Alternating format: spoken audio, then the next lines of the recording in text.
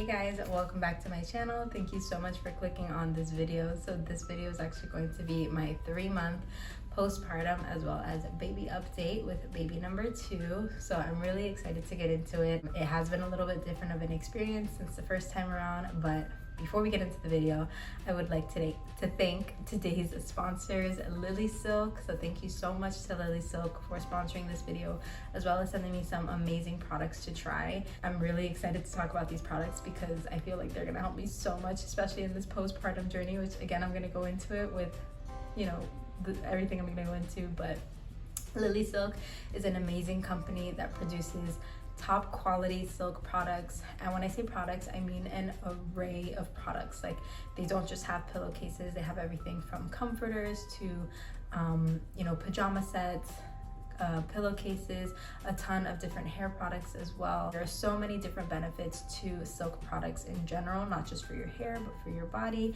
and your skin. So I was actually gifted, I'm gonna go ahead and show you what I got. This is the pillowcase, the Lilly Silk pillowcase, and I believe it was like a medium for a queen size bed. But this is the pillow that I put it on the pillow that I personally use to sleep with, and let me tell you, it has helped so much with a couple of benefits. Just so you guys know, a couple of benefits are that it helps your skin retain moisture, which is great. It also helps to regulate body temperature, so it makes you not too hot, not too cold. So if you're wearing like a silk pajama to bed, or if you have silk sheets, silk pillowcase, all of that good stuff you can benefit from. So if you're a person who has lots of night sweats, things like that.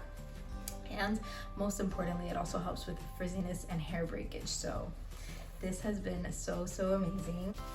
I was also able to try their head curling scrunchie set. So this is an amazing product because it is a heatless tool that will allow you to curl your hair. And like I said, silk does help with breakage and frizziness. So I noticed no breakage, like none of my hair fell out after I used this. I'll show you guys really quick how I use this product to curl my hair for my birthday dinner, So just to give you guys a little bit more info on Lilly Silk, they are a silk company, like I mentioned, that make silk out of the best quality products, natural fibers, which is really cool. They also have a ton of different products, from bedding to clothes and much more. All of their products come in various sizes as well as colors, so definitely you want to go ahead and check out their website. I will leave all of the links below, including a coupon code for you guys. So far, I have been absolutely loving the products that they sent me. I have noticed a big difference in my hair. The breakage of my hair is definitely not falling out as much with this postpartum hair loss. I love this heatless curling option because it gives me a chance to do my hair with no heat and protect it a little bit more. Again, with all of this postpartum hair loss, it just gives me a chance to change up my style. But so far I have been loving it. It has been treating my hair so well, so I highly recommend silk pillowcases if you do not have them, and this curling scrunchie set as well. I use these incredible products so far and I have been loving them, and so I want to extend this to you guys so you guys can try these amazing products. I'm gonna leave links down below so that you can get some deals when it comes to trying their silk products. And again, thank you so much to Lilly Silk for sponsoring this video and for letting me try out your amazing products. So let's get into today's video. My daughter was born on July 12th, 2021. So I am currently about almost 3.5 months postpartum. And I actually had a VBAC with this baby. So if you don't know what that means, it's just a vaginal birth after cesarean. It means that I had a C-section for my first pregnancy, and this pregnancy ended in me giving birth vaginally. So as far as the experience goes, I will say that it has been way better because I was able to walk right after.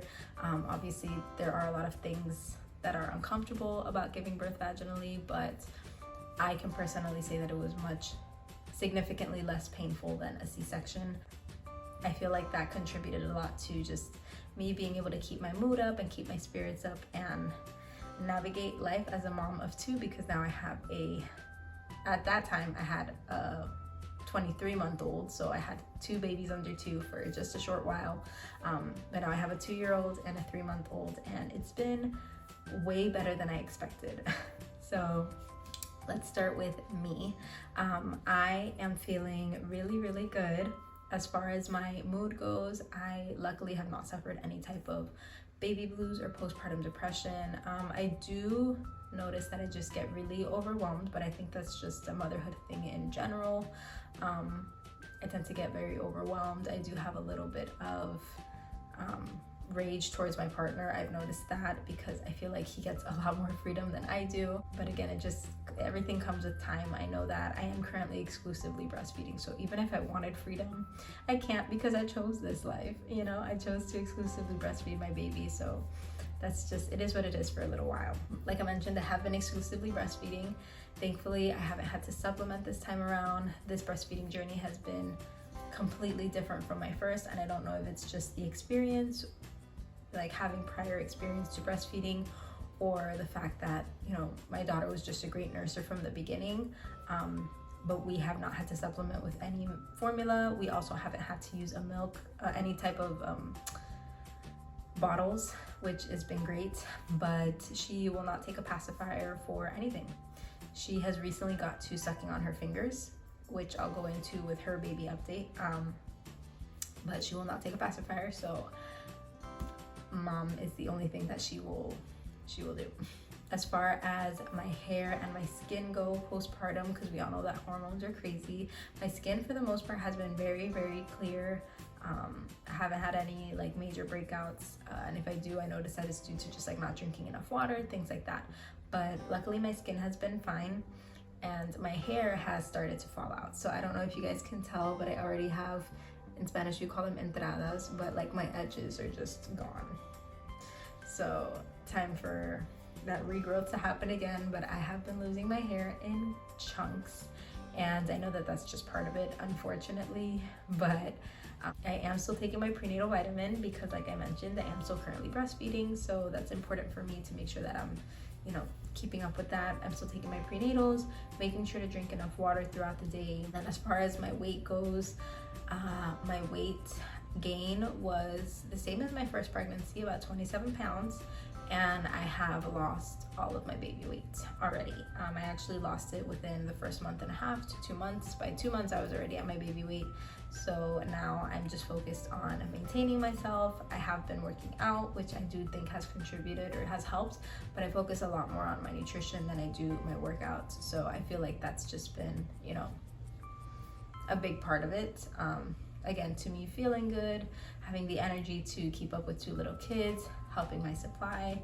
I'm sure breastfeeding has also helped me lose weight, but yeah, so all in all, to be honest, my postpartum experience has been very well this time around. I feel very happy, I feel very blessed, not just emotionally, but physically. It has been a very good recovery. So as far as my daughter, I will go ahead and show you guys what she looks like.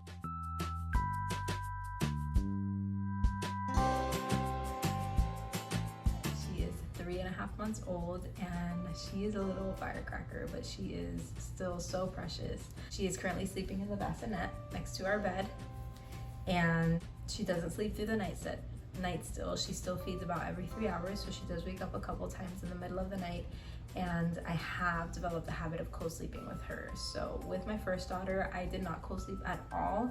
The only time I would ever bring her into the bed was when my boyfriend would get out of bed and go to work, because he would usually leave pretty early.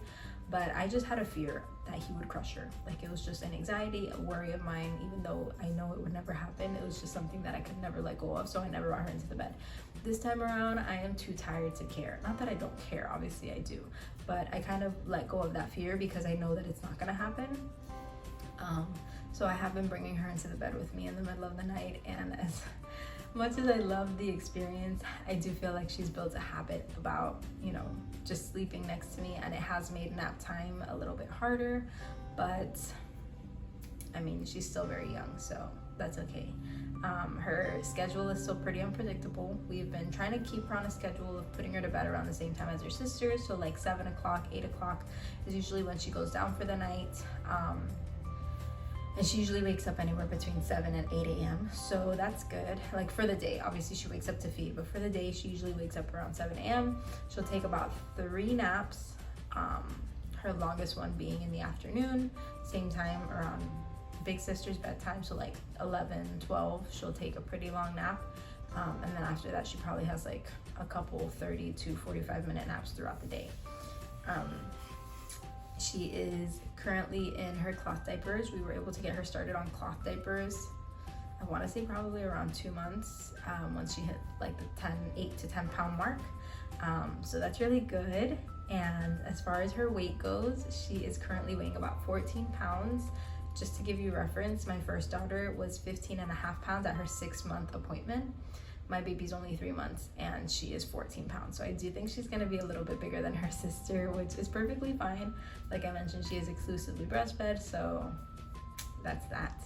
And as far as milestones go, she has learned to roll over from her belly to her back. So she does roll both ways from belly to back whenever she feels like it. She is talking a lot and just cooing a lot. She reacts to you, she responds to you. It's the most beautiful thing ever. And she has also discovered her hands, which has been, like, it's cute, but it's also kind of annoying because all she does is stick her hands in her mouth. She gags herself.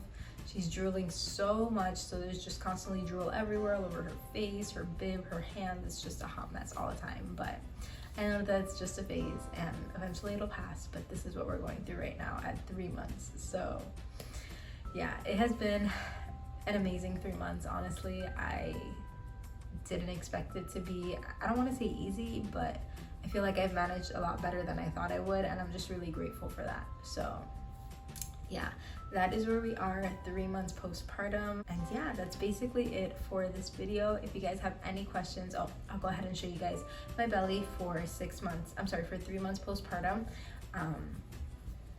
But if you guys have any questions at all, please feel free to leave them down in the comments below. Like I said, this was a VBAC pregnancy, so if you have any VBAC questions or just postpartum questions in general, baby milestones, I can try to answer them as best as I can. If you enjoyed this video, please be sure to give it a thumbs up and subscribe. Let me go ahead and do the belly shot and end this video.